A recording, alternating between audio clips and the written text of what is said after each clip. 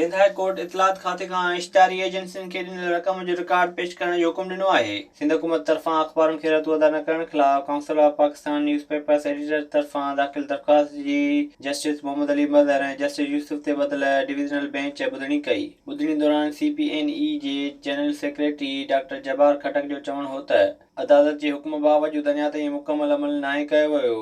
सिंध हुकूमत तरफ़ां अख़बारुनि खे हिन वक़्त ताईं रुॻो कुझु पैसा ॾिना विया आहिनि। CPNE जे जनरल सेक्रेटरी चयो त इश्तिहारी एजेंसियुनि ज़रिए जारी कयल इश्तिहारनि जूं रहितूं अञा ताईं न आहिनि मिलियूं। जस्टिस मोहम्मद अली मदर पुछाणो कयो त अख़बारुनि खे समूरा पैसा कॾहिं मिलंदा। इश्तिहारी एजेंसियुनि ज़रिए अख़बारुनि खे ॾिनल इश्तिहारनि जूं रहितूं अञा ताईं छो न आहिनि ॾिनियूं वयूं। CPNE मौक़िफ़ इख़्तियार कयो त इश्तिहार एजेंसियुनि बदिरां अख़बारुनि खे सिधी रीति ॾिना वञनि। अख़बारुनि जी रहितुनि मां सिंध रेवेन्यू बोर्ड जे नाले ते गैर क़ानूनी टैक्स पिणु काटी वञे थी।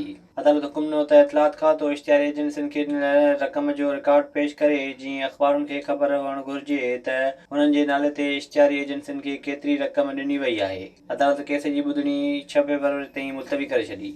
विज़िट कयो अवामी आवाज़ मीडिया ग्रुप जी वेबसाइट awamiawaz.pk